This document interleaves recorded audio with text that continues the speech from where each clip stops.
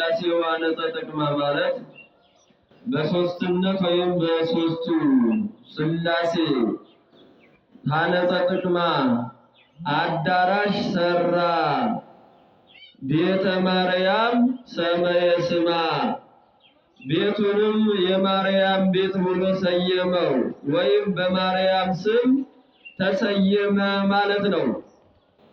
እንግዲህ ቤት እንደሚታወቀው የየራሱ አድሬስና ባለቤት አለው።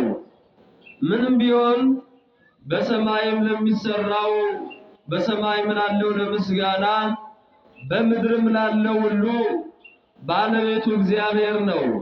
ነገር ግን እግዚአብሔር የሰው ልጅ የሚኖርበት የራሱ የሆነ በስሙ እንድጠራና ከልጅ ወደ ልጅ እንድተላለፍ የተሰጠን ርስት ምድራዊ አለ።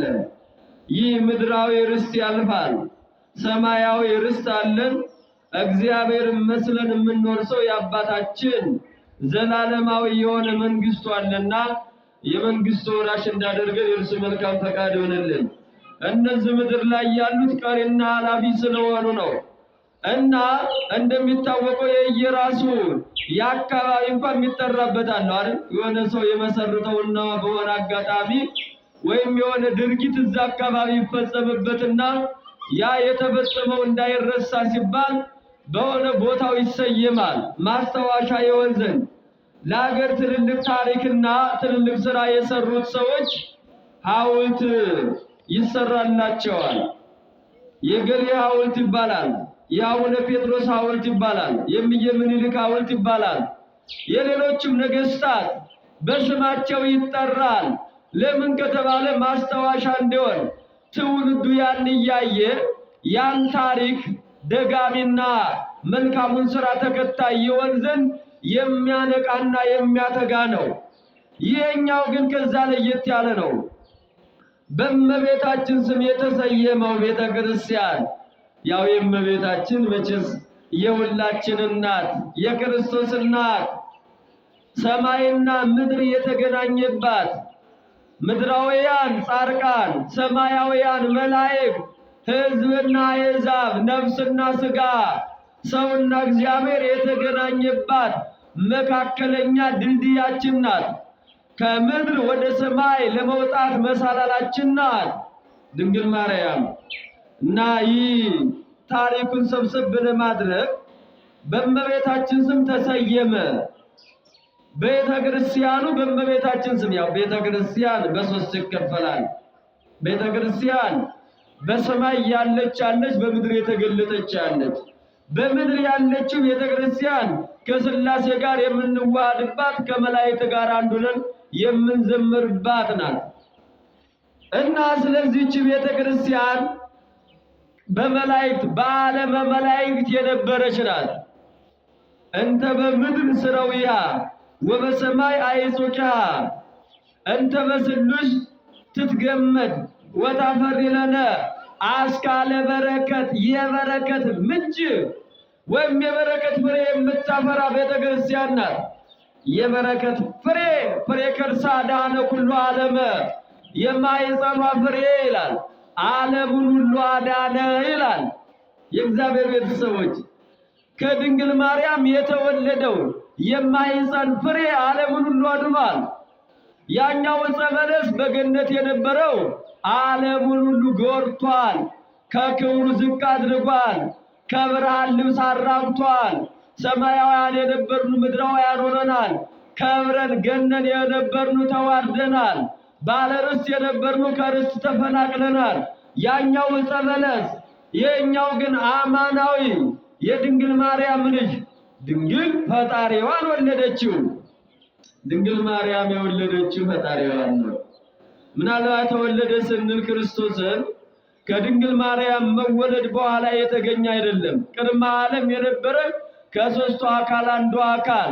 ይህ የበደለውን ዓለም የጠፋውን ዓለም ለመመለስ የበደለውን አካል በኃጢአት የቆሸሸውን ለመካስና ከኃጢአት ለማንጻት የመጣ ነው እና ይህ ፍሬ ዓለምን ሁሉ አድኗል። ብዙ ፍሬዎች እጽዋቶች ይኖራሉ ለምግብነት የሚውሉ የተሰበረ አጥንት የሚጠግኑ የተደፈነ አእምሮ የሚያበሩ እጽዋቶች የእጽዋት ፍሬ ሊኖሩ ይችላሉ። ነገር ግን ይህ የተለየ ፍሬ ነው። ከድንግል ማርያም የተወለደ ሌላው ምድርን በእጽዋትና በአበቦች እንዲሸፈኑ የሚያደርግ ምድርን በፍሬ የሚባርካት በፀሐይ አብስሎ በዝናብ አብቅሎ በነፋስ አመልምሎ የሚመግብ ጌታ የዓለሙ ሁሉ መድኃኒት የሆነው ከድንግል ማርያም ነው የተወለደው እና ለዛ ነው ቅዱስ ኤፍሬም ፍሬ ቅርሳ ዳነ ኩሉ ዓለም አለና ወሰዓረ እምኔነ መርገመ ከኛም አለ መርገመ ሥጋና መርገመ ነፍስን አጠፋ። ይህ ፍሬ ክርስቶስ ነው እሱ። ለዛም ነው ይህ ፍሬ መድኃኒት ስለሆነ፣ ይህ ፍሬ ፈዋሽ ስለሆነ፣ ይህ ፍሬ ለዝለኛ ለምድራውያን ሰማያውያን ስለሚያደርግ፣ ይህ ፍሬ ሞትን የሚያጠፋ ስለሆነ፣ ይህ ፍሬ የሞትን ጉሮሮ የሚዘጋ ስለሆነ፣ ይህ ፍሬ የሞትን ሰንሰለት የሚበጣጥስ ስለሆነ፣ ይህ ፍሬ የሞትን አቅሙን ሽባ የሚያደርግ ፍሬ ስለሆነ ለዛ ነው በዮሐንስ ወንጌል ምዕራፍ 6 ቁጥር 54 ላይ ዘበላ ሥጋዬ ወሰቴ ደሜ በሕይወት ዘላለም ይላል። ሥጋዬን የበላ ደሜን የጠጣ የምን ሕይወት አለው ነው የሚል እግዚአብሔር ቤተሰቦች፣ የዘላለም ሕይወት አለው። አየው የዘላለም ሕይወት። አሁን እኛ በዛ ዓለም ላይ ስንት ዓመት እንኖራለን ብለን ማስላት ስለማንችል የኛ ነፍስ የኛ እድሜ በእግዚአብሔር እጅ ስላለች እንጂ መገመት ግን መገመት ይቻላል። መገምቶ መናገር ይቻል ይሆናል። ምናልባት እንደሚታወቀው ነው አሁን እድሜ ከኖ ጀምሮ ነው እየቀነሰ የመጣው። ግን ነብዩ እግዚአብሔር ቅዱስ ዳዊትም ተናግሯል ነው ቢበዛ 70 እና 80 ነው አይደል ያለው። ከዛ በኋላ ያለው ድካም ነው አለ። ከዛ በኋላ መውጣት መውረድ ያቅታል። ጉልበት አይታዘዝ፣ እግር አይታዘዝ፣ ወገብ አይታዘዝ፣ አይን እንደፈለገ አያ ይፈዛል። ወታም ጋይንት ይላል። አይኖቻችን ሁሉ እንደፈለጉ ማየት አይችሉም። ጆሮ እንደፈለገ አይሰማም። መቼም እዛ በኋላ እንደተፈለገ አካል ተንቀሳቅሶ ካልሰራ ያው ሰው እጅ ላይ ነው አይደል የምንወድቀው። ያውም ጥሩ ልጅ ከተገኘ እንግዲህ እግዚአብሔርን የሚፈራ እንደው ብድሩን የሚመልስ ከተገኘ ተባረክ እርሜ ይስጥ የሚባል እናት አባቱን እንደው እግዚአብሔር ይረዳው በእውነት በክብር ይዞ ጥሮ ተመርቆ ወደማይቀረው ዓለም ይሸኛል። እንግዲህ ደግሞ አይምሮ ማስተዋል የጎደለው እናት አባቱን እያሳዘነ አንዳንድም እስኪሞቱለት ድረስ ይጠብቃል። ምናልባት ትንሽ የሆነ ቦታ ከኖረች ያችን ሽጦ የሆነ ነገር ለማድረግ እንደም ያደርጋልና መድኃኒዓለም ነው ሁላችንም ማስተዋሉን ይስጣል። እና ይህ ፍሬ ከእኛ መርገመ ሥጋምና መርገመ ነፍስን ያጠፋ ፍሬ ነው እና ይህን ፍሬ የበላ ለዘላለም ይኖራል። ሰው ለዛ ዓለም ለምድራዊ ስልጣን ለምድራዊ ክብር ሲባል የማይወጣበት ተራራ የማይወርድበት ቁልቁለት የለም እኮ። እንደሚታወቅ ይችን ትንሿን የዓይን ቅጽበት ታህል የምንኖርባትን ዓለም ለመኖር የማንፈለቅደው ድንጋይ የለም። እግዚአብሔር ሰዎች ምን ነው ለሰማያዊ ርስት ለሰማያዊ ቤታችን ማን ነው አዚም የጣለብን? ይህንን በልተንና ይህንን ጠጥተን ዘላለማዊ እንድንሆን ያደረገን የተናገረው እኮ እግዚአብሔር ነው። አንዳንድ ጊዜ እኮ ሰዎች የተናገሩት በዘመናችን እንደሚታወቀው ትንቢት ተናጋሪዎች ትንቢት እናገራለን የሚሉት እንደሚታወቀው እንደ አሸን የበዙ ናቸው። ያው ግን ትንቢቱ መንፈሳዊ ነው ወይስ ሥጋዊ ነው ወይስ ከመረጃ ጋር የተደገፈ ምንድነው የሚለውን እሱን ለህሊናችን እንታው የታወቀ ነው። ለምን ልዑል እግዚአብሔር በማቴዎስ ወንጌል ምዕራፍ 7 ቁጥር 15 ላይ በማቴዎስ ወንጌል ምዕራፍ 24 ቁጥር 15 ጀምራችሁ ስትመለከቱት ስለኛ ዘመን ነቢያት ክርስቶሳውያን ሐሰተኞች በሥጋ የተጠማን የቀናውን አጥምመው ማሩን አምርረው ማሩን ነጩን ጥቁር ነው ብለው የሚናገሩ ይላል ኢሳይያስ 4 የሚናገረው ወዮላቸው ይላልና ይህንን ስለነገረም ብዙም የሚደንቅ አይደለም። ትልቁ ነገር ግን የሚደንቀው ነገር ሐሰተኛው ጎርፍ ማዕበል እንዳይወስደን አለት የሆነውን ክርስቶስን በሱ መመስረት ያስፈልጋል። ወይም ክርስቶስን መደገፍ ያስፈልጋል። ክርስቶስ ጽኑ አምባ ነው። ክርስቶስ መደገፊያ ነው። ይህ ፍሬ ነፋስ አይወዘውዘውም፣ ሐሩር ፀሐይ አያጠወልገውም። ለዘላለም በውስጣችን እያፈራ እያበበ ለክብር የሚያበቃ ነው። ለዛ ነው ሰማዕታት ይህንን ፍሬ የዚህ የፍሬው መዓዛ ሸቷቸው ነው ቤታቸውን እየዘጉ የወጡት። ይህ ፍሬ ነው በውስጣቸው በቅሎ እንደው በምድር ላይ ያለውን ስልጣንና የምድርን ጣዕም እየተው የሄዱት። እነ ቅዱስ ጊዮርጊስንም ብናነሳ እንደዛ ነው። ሌሎችንም ቅዱሳን ዛሬ እነ ባስልዮስ ዘቂሳርያ እነዚህን እንዳጠቃላይ ብዙ ቅዱሳን እና አቡነ ገብረ መንፈስ ቅዱስን ብናይ እና አቡነ ተክለ ሃይማኖትን ብናይ እና አቡነ ሀብተ ማርያምን ብናይ እና አቡነ ሙሴን ብናይ እንዳጠቃላይ ቅዱሳንን ታሪካቸውን ገለጥ እያደረግን ብናየው የዚህ የፍሬ መዓዛ ጠርቷቸው ነው ጫካ የገቡት እንጂ የጫካው የበረሃው ኑሮ አመቺ ሆኖ አይደለም። ነገር ግን በጫካው እንኳን መካከል በአናብስቱ አፍ ቢሄዱ በእሳት መካከል ቢጣሉ በባህር ላይ ቢጣሉ ሁሉ በላይ የሆነውን እግዚአብሔርን ስለያዙ የአናብስትን አፍ ዘግተዋል። የእሳትን ኃይል አጥፍተዋል። ባህር ከፍለዋል። አናብስቱን መገልገያ አድርገውታል። ለዛ ደም ነብየ እግዚአብሔር ቅዱስ ዳዊት እመኒ ወርኩ ማእከለ ጽላሎተ ሞት ይፈሩ ወነርኩ ይስማ አንተ ምስሌ ያለ አንተ ከኔ ጋር ከሆንክ ክፉን አልፈራውም ይላል። ከኔ ጋር እግዚአብሔር ከኛ ጋር ከሆነ ምን የሚያስፈራለ? ለምን ከእግዚአብሔር በታች ነው ሁሉ ነገር። ከእግዚአብሔር በላይ የሆነ አቅም ያለው ነገር የለማ።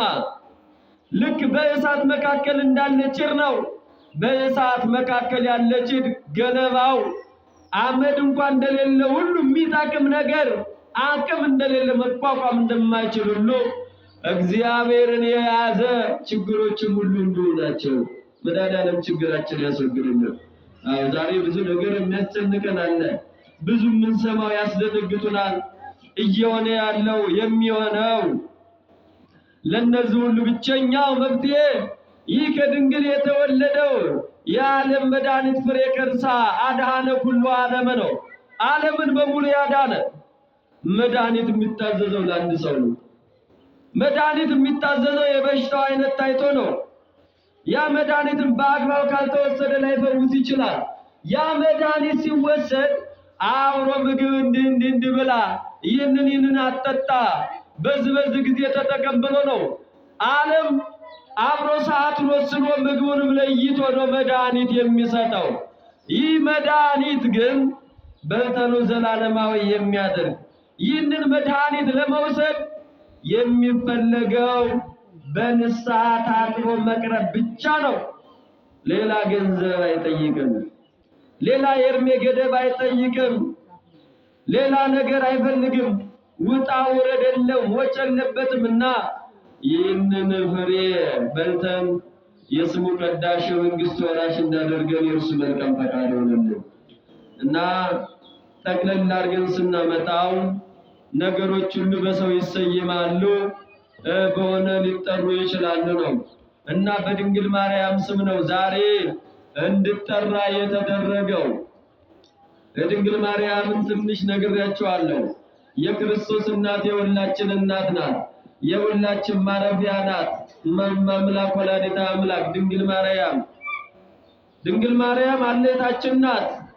ድንግል ማርያም ፀሐየ ጽድቅ ክርስቶስን የሞቅንባት ፀሐየ ጽድቅ ክርስቶስን የወለደችልን ሁለተኛ ሰማይ ናት። ማየ ሕይወት ጌታን ያስገኘችልን ድንግል ማርያም ናት እና ነገሩ ጥንተ ነገሩ ምንድነው ሲባል እንግዲህ ቅዱሳን ሐዋርያትን አምላካችን ልዑል እግዚአብሔር በዘላለም በስጋ ማርያም ወይም ከድንግል ከስጋዋ ስጋ ከነፍሷ ነፍስ ነስቶ ከተገለጠ በኋላ ከተጠመቀ በኋላ ቅዱሳን ሐዋርያትን መርጧል። ቅዱሳን ሐዋርያትን የመረጣቸው ለአገልግሎት ነው። ጨለማውን ዓለም በወንጌል ብርሃንነት እንዳበሩ ነው። አልጫውን ዓለም በወንጌል ጫውነት እንዳጣፈጡት ነው። የእግዚአብሔር ቤተሰቦች መምህራን ጨው ናቸው። ክርስቶስም ጨው ይባላል።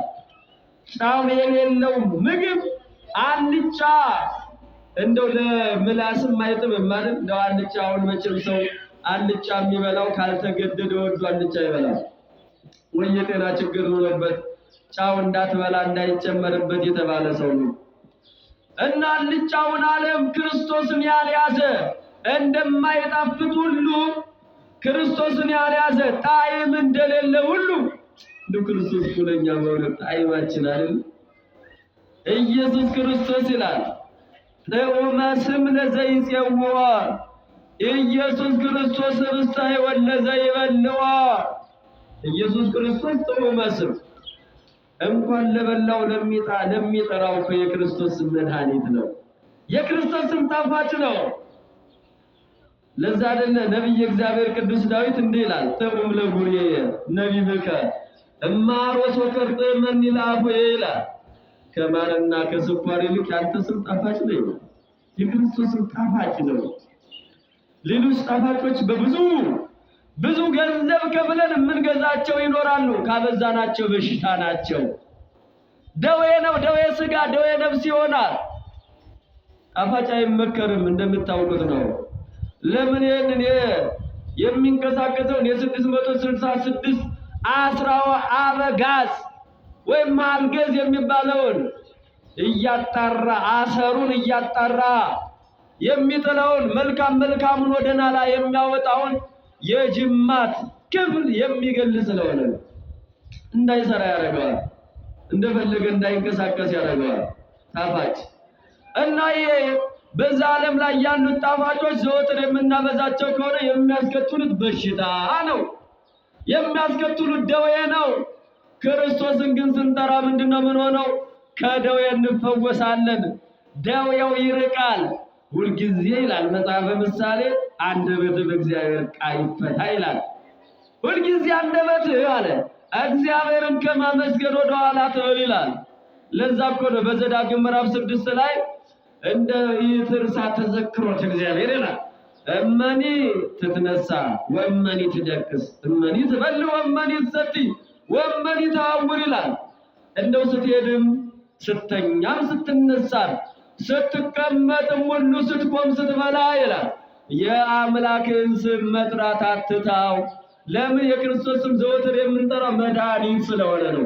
የክርስቶስ ስም ኃይል ስለሆነ ነው። የክርስቶስ ስም ጠባቂ ስለሆነ ነው። የክርስቶስ ስም አምባ ስለሆነ ነው። የክርስቶስ ስም ጋሻ ስለሆነ ነው። መድኃኒት ስለሆነ ነው። ለዛ አይደል በሉቃስ ወንጌል ምዕራፍ 2 ቁጥር 11 ላይ መልአኩ እንዲህ እኮ ነው ያለው ወነዋ ተወልደ ለክሙ ዘይከውኖ ለኩሉ ዓለም አለ። እነሆ የዓለም ሁሉ መድኃኒት አይደል? የዓለም ሁሉ መድኃኒት ተወልዶላችኋል ማለት ሲበላችሁ ነው። የእግዚአብሔር መልአክ ያበሰረው ማለት ነው። የዓለም ሁሉ ምን አለ? መድኃኒት ተወልዷልና። አዎ ብዙ ጥበበኞች ብዙ መድኃኒት አግኝተዋል ተብሎ የተጨበጨበላቸው ታሪካቸው የሚነገርላቸው ነው። እንደነገርኳችሁ ግን በሽታውና ደሙ ያለው ነገር ታይቶ ነው የሚሰጠው። ግን ይህ መድኃኒት የዓለም ሁሉ መድኃኒት የሆነ ነው።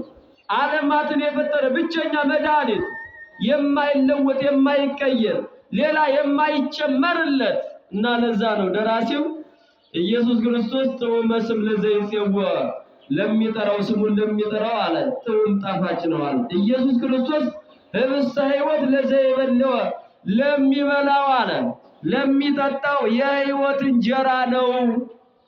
ዛሬ እንደሚታወቀው እንደበስስና ያልበላለ ዘማሪው ቴዎድሮስ ዮሴፍ ለስንት እንጀራውን ለስንት መብል ለስንት መጠጥ ምን ዝማሬ ሰምታችሁ ከሆነ ይገርመኛል። ሆነን ለመናገር እንደ በስስም ስንት ዋሸበት እና ስንት በእውነት ስንቶቻችን በክርስቶስም ዋሽተን በላን። ስንቱ የግል ፍላጎቱን አሟላ መሰላችሁ። ቤተክርስቲያን ያላከችው ቤተክርስቲያን ልካይ ነው ብሎ ሲለምንና የግል እንትኑን ሲያደርግ ታዩታላችሁ አይደል? በእኛ በራሳችን ቤት ስንቱ ሸቀል ሸቀለበት፣ ስንቱ ሕይወቱን ኪሱን ሞላበት ደረቱ እስኪገለበት ድረስ በእሱ ስም ያልዋሸ የለም። የእሱን ስም ደግሞ ይዘው የተንከራተተው ማን ነው አይደለ? የእሱን ስም ስሙን ተሸክመው በዋሻውና በፍርኩታው ዕብራውያን 13:31 ላይ እንደው ወአጥፎ ባይለ እሳት የእሱን ስም ተሸክመው ጤዛ ለሰው ድንጋይ ተንተርሰው ጣዕመ ዓለም ንቀው መነኮሳቱ ባህታውያኑ የእግዚአብሔርን ስም ተሸክመው ከአናብስትና ከአራዊት ጋራ ከሚያስፈሩት ከግሩማን አራዊት ጋር ከዛም ያለፈው ሰይጣን በተለያየ መልኩ እየመጣባቸው እባብ እየሆነ ይመጣል፣ ዘንዶ እየሆነ ይመጣል፣ አንበሳ እየሆነ ይመጣል፣ ነብር እየሆነ ይመጣል። ይህን ሁሉ የተቋቋሙት እግዚአብሔርን ይዘው ነው። እንደ እውነተኞቹ በክርስቶስ ስም ሞተዋል፣ ሞትን ድል አድርገውታል።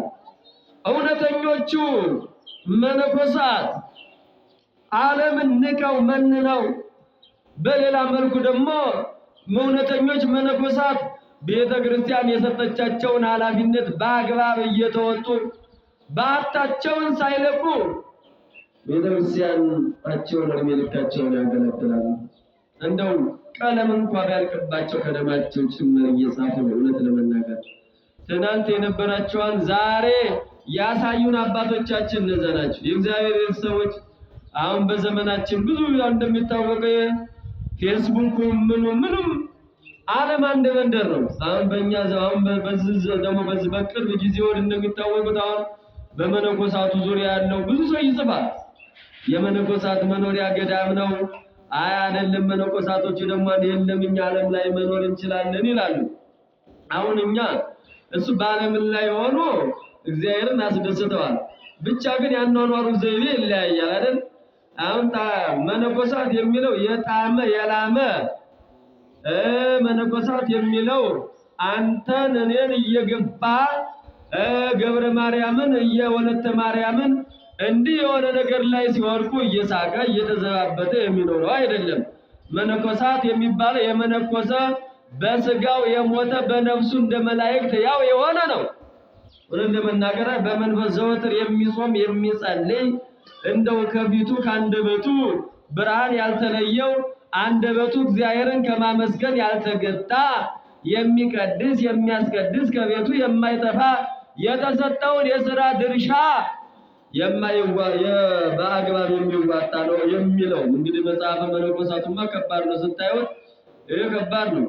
እኔ መጽሐፈ መነኮሳቱን አረጋዊ መንፈሳዊ እነ ፊልክስ እነ ማር ይስሐቅ ስታነቧቸው የመነኮሳት መኖሪያ የት እንደሆነ የትራይ ገጻ ወይ ትስማ ድምጻ እንደገና መነኮሳት ምን ያህል እግዚአብሔርን በእውነት የዛ ዓለም ጾር ለራሱ እንዳይላቸው በጣም እንትን ይል ነበርና ግን ለማንኛውም ደግሞ የውዝግብ ተነሳ ተብሎ ደጋጎችን እንዳረሱ የምፈራው ይሄ ነው። አሁን በቃ በየጊዜው መቼም እሳት ይጫራል እንደሚታወቀው፣ ደጋጎቹ እንዳይረሱ ግን እሰጋለሁ። እኔ አሁን እና አቡነ ተክለ ሃይማኖትን የመሰሉ ቅዱስ ብርሃነ ዓለም የዓለም ብርሃን እና አቡነ ገብረ መንፈስ ቅዱስን የመሰሉ ቅዱሳን በወንጌል ብርሃን ሐራሲ በዕርፈ መስቀል ሰባኪ ወንጌል ነው አባ ተክለ ሃይማኖት። አሁን እንደዚህ ቅዱሳን እንደው ገበሬ አሁን ገበሬ ሰኔ ላይ ብቅልና ማረሻና ሞፈሩን አስተካክሎ ያስቀምጣል። ማረሻው ይሄ ዝገት የበላው ማነው ዝገት የያዘውን ይወለውልና ይቀመጣል። አሁን ሰኔ ግን ምዚም ያን ቀድሞ ያለሰለሰውን መሬት ለመዝራት ይወጣል ማለት አስቀድሞ የነበረውን ስሩን አጥፍቶ ነው። ከዛ በኋላ የሚዘራውን ይዘራል። ነሐሴ ላይ የሚዘሩት እንደሚታወቀው የሽምብራው ምኑ ይዘራል የምታው። ከዛ አሁን ቀድሞ የሚዘሩትን ይዘራል። ገበሬው አስቀድሞ ግን ከመዝራቱ በፊት ማሳውን አሳምሮ ነው የሚቀመጠው። ከዛ የዘራው ዘር ምን ይሆናል? በቅሎ በደንብ አብቦ አፍርቶ ይወጣል። መሬቱን አስቀድሞ ግን አሁን ግጫውን ስሩን ካላስተካከለው አይሆንም። ቢዘራውም እዛ ያለውን ምግቡን ስለሚቀራመጠው ፍሬ አልባ ነው የሚሆነው።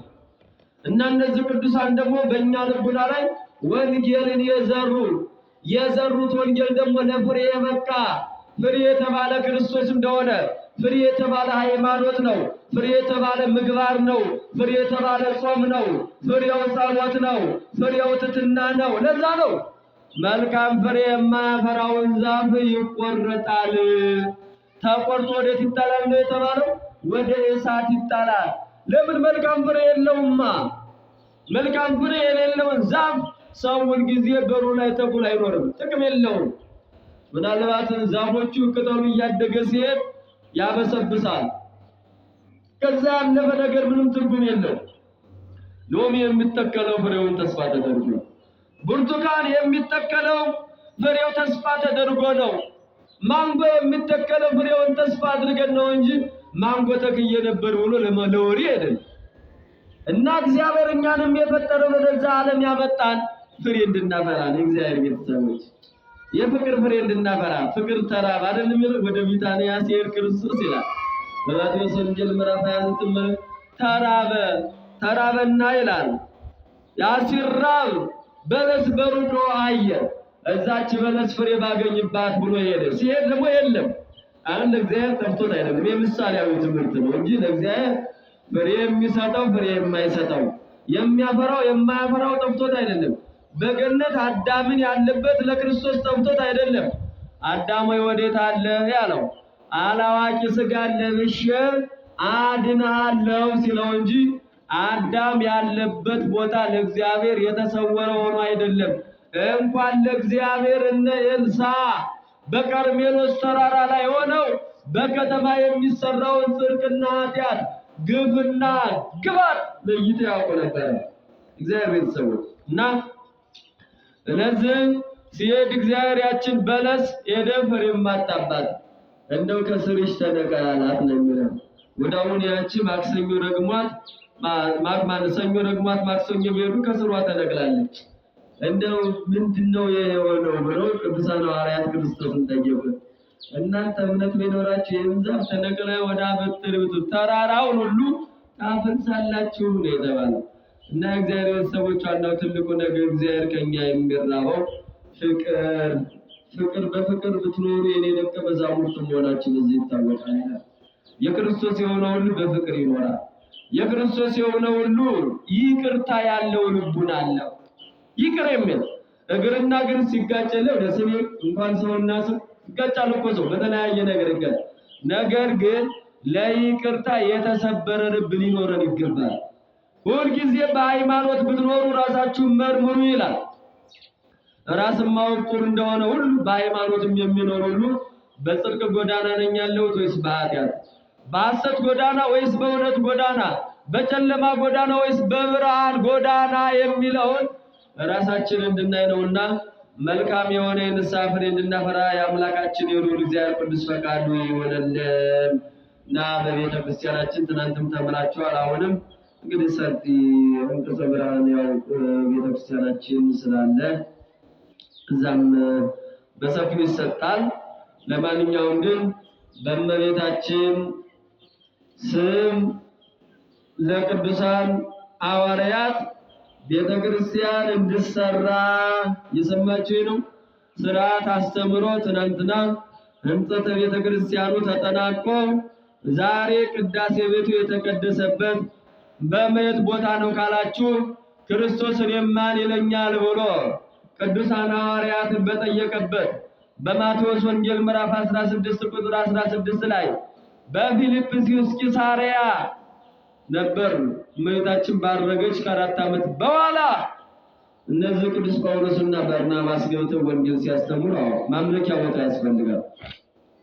ምክንያቱም እናንተና እኔ የምንገናኘው ማምለኪያ ቦታ እዚህ ስላለ የቅዱስ አድሬስ ስላለ እንጂ ካልሆነ አይቻልም።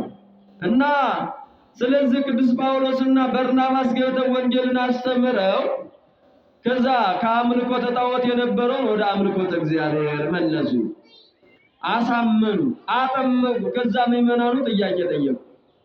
እነሱም ትእዛዝ አዘዟቸው። እስካሁን በነበራችሁበት በጨለማው ሕይወት እንዳትጓዙ፣ ያ ሞት ነው፣ ያ ገደል ነው፣ ያ ከእግዚአብሔር የተለያችሁበት ነው ሲሏቸው እነ ቅዱስ ጳውሎስ የለመድነውንማ ከነሳችሁን ልማድ ከምን ይከፋል ነው የሚባለው። ልማድ ክፉ ነው አይደል? ክፉ ልማድ በጣም ክፉ ነው። የሚገርማችሁ የለመድነውን ከነሳችሁንማ አሉ በቃ ቤተ እግዚአብሔር ለዩልን ስሩልን ሲሏቸው ቅዱስ ጳውሎስና በርናባስ ርዕሰ ሐዋርያ ፓትርያርክ ቅዱስ ጳውሎስ ቅዱስ ጴጥሮስ ስለነበረ መልእክት ላኩ። ቅዱስ ጴጥሮስ በኢየሩሳሌም ስለነበረ ሲልኩለት ቅዱስ ጳውሎስ ይህንን መልእክት ጳውሎስና በርናባስ መልእክት ሲልኩ ያንን በጣም ፓትርያርኩ ሲሰማ በጣም ተደሰተ። ለምን ቤተክርስቲያን ነው የምትሰራው? እቺ ቤተክርስቲያን የምትሰራ በነገራችን ላይ በዕለተ ዓርብ ልዑል እግዚአብሔር ለዓለሙ ሁሉ ሲሰቀል ከቀኝ ጎኑ የፈሰሰው ደሙ ያ ለንጊኖስን ያበራ ደም ያንን ደም ቅዱሳን መላእክት በጽዋ ብርሃን ተቀብለው በብርሃን ጽዋ ዓለሙን ሁሉ ረጭተውታል። የክርስቶስ ደም በፈሰሰበት ነው ቤተክርስቲያን የምትሰራ። የእግዚአብሔር ሰዎች እስባወቀ። ለዛ ነው የሐዋርያት ሥራ ምዕራፍ 20 ቁጥር 28 ላይ በገዛ ደሙ የዋጃትን ቤተክርስቲያን ተጠብቁ ዘንድ ለእናንተና ለመንጋው ተጠንቀቁ ይላል። በገዛ ደሙ የዋጃትን ማለት ያዳናትን፣ የሰራትን፣ ያነጻትን፣ የገነባትን ቤተክርስቲያን ተጠብቁ ዘንድ ለእናንተና ለመንጋው ሁሉ ተጠንቀቁ። እግዚአብሔር የተናገረው የሐዋርያት ሥራ ምዕራፍ 20 ቁጥር 28 ላይ ለራስም መጠንቀቅ ያስፈልጋል። ከክፉ ነገር መጠንቀቅ ያስፈልጋል። ከክፉ ድርጊት መጠንቀቅ ያስፈልጋል። እናንጻለን ወይስ እናፈርሳለን? እንገነባለን ወይስ እንበትናለን? የሚለውን ልዝብ ቁጥብ የተረጋጋን ሰውን አንድ የምናደርግ መሆን እንዳለብን ቢቻል ከመንጋው ፊት መቆም ባይቻል እንኳን ከመንጋው እኩል ቆሞ የመንጋውን መከራ፣ የመንጋውን ሰቆቃ፣ የመንጋውን ችግር የሚያውቅ ለዛ መፍትሄ የሚያፈላልግ እግዚአብሔር እንደሆነ ሁሉ ለችግሮች ሁሉ ባለቤቱ እግዚአብሔር ስለሆነ ሰብስቦ ለመንጋው መፍትሄውን እስከ ችግሩን ብቻ ሳይሆን መፍትሄውንም የሚያፈላልግ መፍትሄውን የሚያስቀምጥ ፈዋሽ አካሚ ነው። አካሚ እንደሚታወቀው ቁስለኛ ሴት አጥቦ ነው የሚያክመው። እንደዛ ነው። አጥቦ ነው የሚያክመው እንጂ ታጥበን አሁን ፊቱን ያዘው ይሄ ነውር ነው። እና እንደዛ ነው። ጠባቂም እንደዛ ነው። እስከ ቁስለ ኃጢአቱ ሲመጣ ደስ ብሎ ተቀብሎ የሚፈውስ የሚያክም ማለት ነው። እና በገዛ ደግሞ የዋጃትን ቤተክርስቲያን ተጠብቆ ዘንድ ለራሳችሁና ለመንጋው ተጠንቀቁ ይላል። እና የክርስቲያን ቤተክርስቲያን በክርስቶስ ደም የተሰራችው ነው ዋናው። እሱ ባወቀ በዕለተ ዓርብ የፈሰሰው ደሙ ላይ ቤተክርስቲያኗ ትሰራለች ማለት ነውና ፓትርያርኩ ይህንን ጥያቄ ሲሰሙ መዋቅሯን ግን በደንብ እንድትገነዘቡ የእግዚአብሔር ሰዎች በጣም ደስ አላቸውና ለሁሉም ነገር አሉ ያለ እግዚአብሔር ፈቃድ ስለማይሆን ያለ እግዚአብሔር ፈቃድ ይሆናል አይሆንም። ቤተክርስቲያን ብናስብ እንደው ጾም ብናስብ እንደው ጸሎት ብናስብ እውነቴን ነው የምነግራችሁ ምንኩስና ብናስብ ቅስና ብናስብ ድቁና ብናስብ ሌሎችም መንፈሳዊ ማዕርጋት አይደለም ቀርቶ ስጋዊ የሆኑ ነገር ብናስብ ያለ እግዚአብሔር ፈቃድ የሚሆን ነገር የለም። ዮሐንስ ወንጌል ምዕራፍ 15 ቁጥር 3 ላይ ወአልቦ ዘተክሉ ገቢረ ወይምንትኒ ዘበሰማይኒ ወዘበምድርኒ ወዘነበለ ሳል ወዘተክሉ ገቢረ ያለኔ ፈቃድ ምንም ልታደርጉ አትችሉም ይላልና እሺ እግዚአብሔርን በሱባኤ እንለምነው አለ። ቤተክርስቲያን የመጀመሪያ ቀዳሚ ሱባኤ ነው። ሱባኤ ማለት 7 ማለት ነው። በነገራችን ላይ ሱባኤ ማለት 7 ሱባኤ ማለት 14 ሱባኤ 21 ኢዮቤልዩ ማለት 49 እና አዲስ ሱባኤ ማለት 7 ፍጹም የሆነ ነው። እንግዲህ 7ቱ ሊቃነ መላእክት 7ቱ ዕለታት 7ቱ መንግስተ ሰማያት 7ቱ የሰው ስለ ፍጥረት ብዙ ትንታኔ ያለው እና ሱባኤ ከያዙ በኋላ እግዚአብሔር ምን አደረገ? የሞቱትን አስነስቶ በሕይወት ያሉትን በደመና ሰባሰበና ያውቅበት የለም በፊልጵስዩስ ቂሳርያ በምስራቅ በኩል ሰበሰባቸውና እሱ በብርሃን ሰረገላ ኪሩቤልና ሱራፌል መንበሩን ተሸክመው በዛ ተገለጠ። መድኃኔዓለም ሁላችን በመካከላችን ይገኝ። እግዚአብሔር ሰዎች የእነዚህ ቅዱሳን ጥያቄ እኮ ይፈታል። አየው ጥያቄያቸው በደስታ ሊሞላ ነዋ። የምእመናን ጥያቄ ያ ሊፈታው እግዚአብሔር በመካከል ተገኘ። አሁንም በመካከላችን ይገኝ። እግዚአብሔር በመካከላችን ሲገኝ ጎዶሏችን ይሞላል። እግዚአብሔር በመካከላችን ሲገኝ የችግራችን እንቆቅልሽ ይፈታል። እግዚአብሔር በመካከላችን ሲገኝ ጓዳ ጎድጓዳው ይሞላል እና እግዚአብሔር በመካከላቸው ሲገኝ ቅዱስ ጴጥሮስ ታዲያ አለና ቅዱስ ዮሐንስ እንደው ለምን እንደሰበሰበን እባክህን ጠይቀው አንተ ጠይቅ አንተ ርዕሰ ሐዋርያት እንደዛና ነው። አሁን አባቶቻችን ታምረ ማርያም ሲነበብ ይውላችሁ እንግዲህ አሁን ታምረ ማርያም የሚነበበው የእግዚአብሔር ቤተሰብ ሌሊት ነበር። ነገር ግን እናንተ ስለማትመጡ አሁን የሚነበበው ለጊዜ ትነበባለች ታምረ ማርያም እና ካህኑ ሲባርክ አራቱን ማዕዘነ ዓለም ሲባርክ ዘውዱን አውጥቶ ቀጸላውን ፈቶ ይሰግድና ከዛ በኋላ አባርክ ምስራቅ ወምዕራብ ሰሜን ወደቡብ ብሎ አራቱን ማዕዘን ይባርካል። አለቃው ከሌለ ደግሞ ካለቃው ዝቅ ያለው በእድሜ ባለጸጋ የሆኑት እሳቸው ይባርካሉ። ለማን ነው የሚለው ጳጳስ ይባርክ ጳጳስ ወለማ ያለው ጳጳስ ይባርክ ኤጲስቆጶስ ጳጳሱ ከፍ ይላሉ። ከዛ ኤጲስቆጶስ ከዛ ከሌለ በየደረጃ ነው። አሁን አንዳንድ ጊዜኛ የቤተ ክርስቲያንን መዋቅሯን አንዳንድ ጊዜ እንደው ፈትፋች ምን ሆናለን በፈትፈት ብቻ አጉራሽ ሁሉ ሊሆን ይችላል። በእውነት የኛ ድርሻ ምንድነው? እንደ ኦዛ ያስፈስባል። እግዚአብሔር ይመስገን የሚመናን ድርሻ እናንተ ድርሻችሁ 5 ነው። የሚመናን ድርሻ 5 አለ፣ ግዴታ አለ፣ መብት አለ። ምዕመናን አንድ ምዕመን ይሄ ካህኑ መጥተው እንደበእውነት ቤቴን ይባርክ፣ ወንጌል ይሰበክበት፣ ስብሐተ እግዚአብሔር ይነገርበት፣ እኔም ሥጋ ወደሙ መቀበል አለብኝ። ቤቴን መጣችሁ ባርኩ፣ ንስሐ ስጠኝ፣ ሥጋ ወደሙ እንድቀበል ወንጌል እንዲሰበክ እንዲህ እናንተ ናችሁ። እዛው ውጭ ሌላ የሆነው ደግሞ ለካህናት መተው ነው እና ይህ ቅዱስ ፓትርያርኩ አቡነ ቅዱስ ጴጥሮስ ይህን በደስታ ቅዱስ ዮሐንስን ጠይቀው ሲል አይ ግድል አንተ ፓትርያርኩ እያለ አይሆንም አይ ግድል አሁን ለአሮን ማነው ለሙሴ አሮን አልነበራት የነበረው አሮን ከይኩን ከአፍ አይደል የተባለው ግድል ጥንቱንም በዕለተ ሐሙስ የጠየቀው አንተ ስለነበር አንተ ሲቆይ በቃ ጨርሻለሁ እንግዲህ አንተ ጠይቅ ተባለ። ቅዱስ ዮሐንስ ተጋለና ጌታውያ በምን ምክንያት ነው ወይ ጠይቅ ሰበሰብከን አለ። እኔም ሥርዓተ ቤተ ክርስቲያን ላስተምራችሁ። የመጀመሪያው ሥርዓተ ቤተ ክርስቲያን ማወቅ ነው። ሁለተኛ ሕንጻ ቤተ ክርስቲያን ላሳያችሁ ብዬ ነው አለ። የሰማችሁ ነው። ሕንጻ ቤተ ክርስቲያን እንግዲህ አሁን በ3 አይነት ነው። ክብ አለ፣ የደብተራ ብርሃን ክብ አለ። ሁለተኛ እንደገና እንደ ዋሻ ፍልፍል ቤተ ክርስቲያን አለ። በ3 አይነት አሁን እንግዲህ ደግሞ የካቴድራሉ ምንም እየተባለ ስሙን መጥቷል። እንግዲህ አሰራርም እንደሚታወቀው ነው። እንግዲህ ያው እንግዲህ የድሮ እንደዛ ነው ቤተክርስቲያን አሰራር። ግን ምንም ቢሆን በተለያየ አይነት ተሰራ ስለተባለ ኃጢአት ይሆናል ማለት አይደለም። በነገራችን ላይ ግን 3 ነው አሰራሩ። 3ቱም መልቀቅ የለበትም። ማቅደስ አለ፣ ቅኔ ማህሌት አለ፣ መቅደስ አለ። ዙሪያዋ 3 ቢሆኑ ዋናው ትልቁ ነገር ማለት ነው። ያንን ሥርዓተ ቤተክርስቲያን አስተማራቸው። እንግዲህ ሥጋው ደግሞ ለመቀበል ሥርዓት ያስፈልጋል። ሥርዓት የሌላት ቤተክርስቲያን ከሆነች ምን ትሆናለች?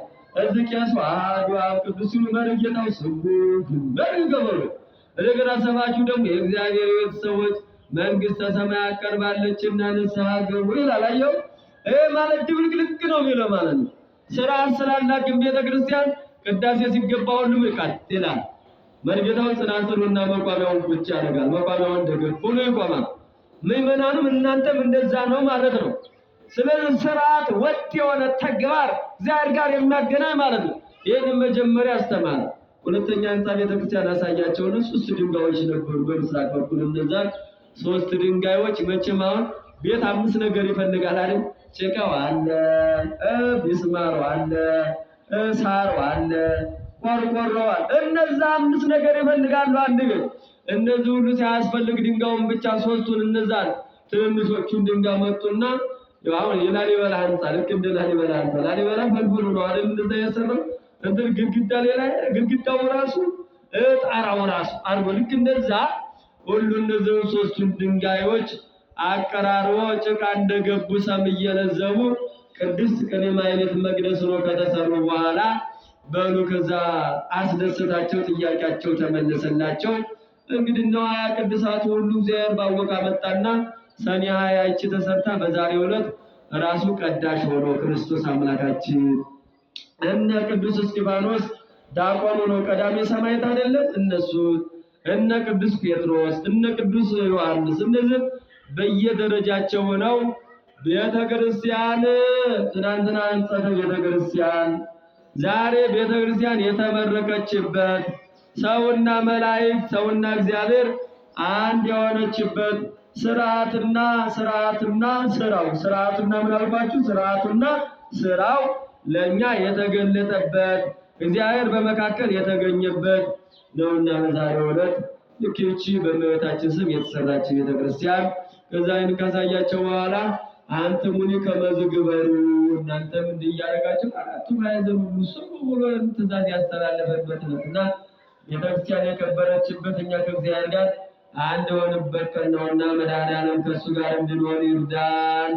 እንግዲህ ቤተክርስቲያን በእመቤታችን ይሁን በቅዱስ ሚካኤል በቅዱስ ገብርኤል በአቡነ ሀብተ ማርያም በአቡነ ተክለ ሃይማኖት ቢሰራ የሚፈተተው የክርስቶስ ደም የምንበላው የክርስቶስን ደም ነውና ስጋውን በልተን ደሙን ጠጥተን የመንግሥተ ወራት የስሙ ቀዳሽ እንዳደርገን የእርሱ መልካም ፈቃድ ይሁንልን።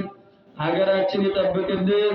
እንግዲህ ክቡር አባታችንም ያው እናንተን ሰላም ብሎ መልእክት ለማስተላለፍ ነው። እኔ በእውነት ያንም አልመሰለኝ ሰፊ ማርያም ማህሪ ስላደሩ እንግዲህ በዛው ይሆናል ብዬ ነበረ። እኛም አብረን ነበር የተመጣ ነው። አሁን እንግዲህ ደግሞ እንደ መልአክ ብቅ ብለዋል። ቀጥታ ሰዓት ጨርሼባቸዋለሁ። ይቅርታ ይወጣኝ።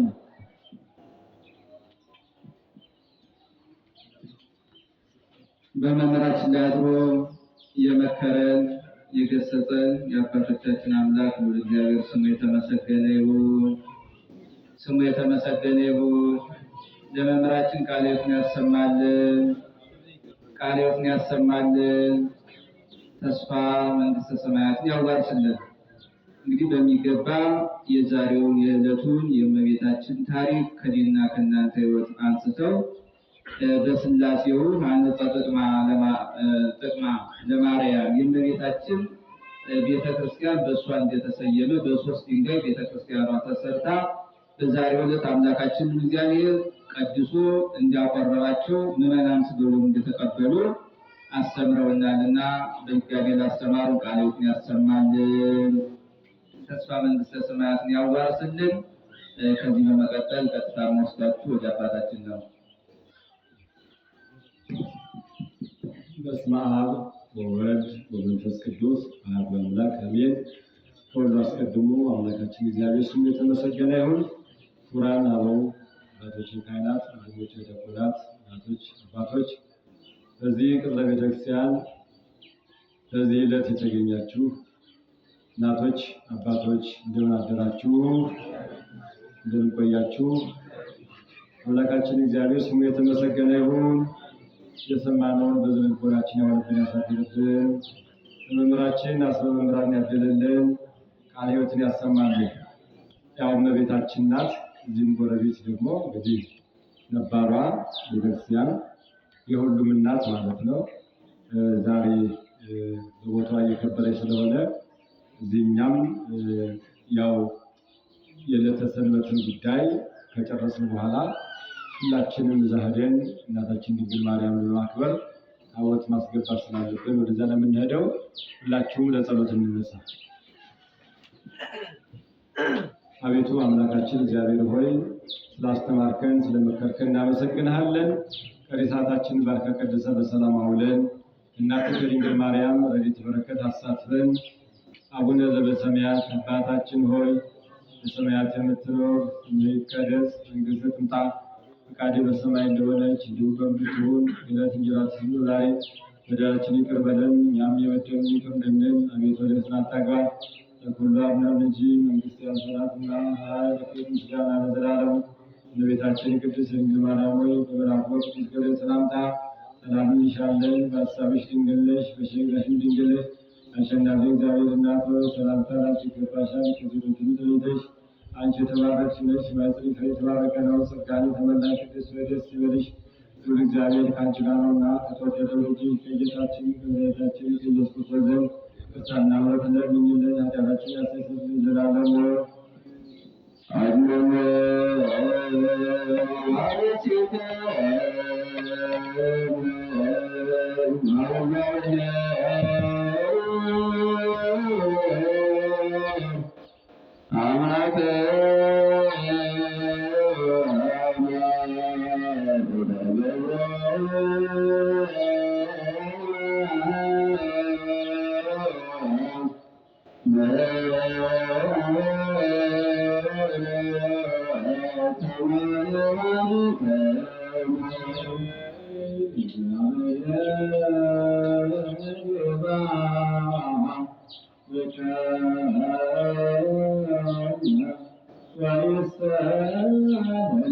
አቤቱ አምላካችን እግዚአብሔር ሆይ ስዕል አድርሰና አቤቱ አምላካችን እግዚአብሔር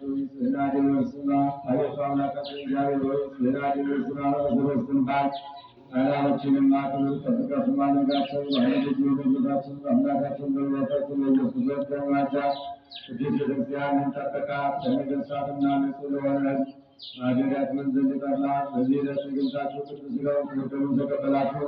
በማወቅ ወይም ባለማወቅ የሰራችሁትን ኃጢአታችሁን ይቅር ይበላችሁ። ሥጋ መለኮት ስለሚባል ሥጋዊ ሕግና የሥራ ደም ስለሚሆን ለሚወሽና እግዚአብሔር በድንጋይ ሥጋ ድንጋይና በድምፅ የምትወልድ ማርያም የማርያም ልጅ ኢየሱስ ክርስቶስ ባለፈው ይቅር ይበላችሁ። ለሚመጣው ይጠብቃችሁ ለዘላለም። ይህንም እናንተንም የመንግሥተ ሰማያት በቃል የተዘጋጀ ያደርገን ዘንድ አስራት ጊዜ ቢሆን ማረነ ክርስቶስ